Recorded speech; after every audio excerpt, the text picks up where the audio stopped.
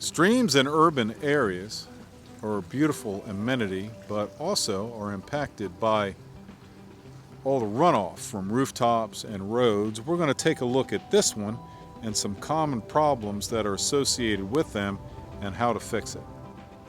Probably one of the biggest requests for information and help that we get is, how do I fix a bank blowout like this?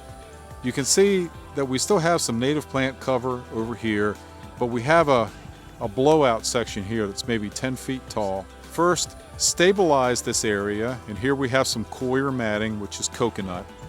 We're going to adhere that to the bank using some hardwood stakes.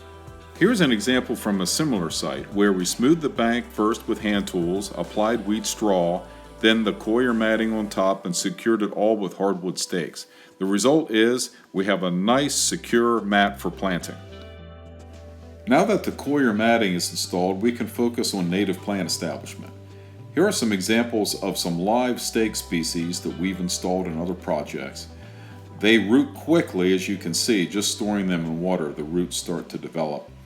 And here they are installed on the bank along with the matting, securing that temporarily until they start to grow. You can expect this type of growth in the first year, and that will just continue to develop and make a massive rooting there to hold that bank.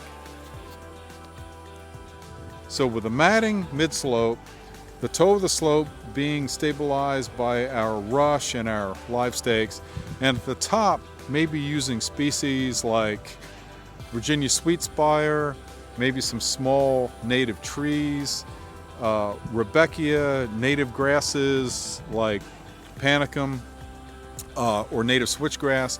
We can create kind of a native buffer here, and definitely a no-mow zone. So we're not mowing right up to the edge, because that is what caused this. No mowing.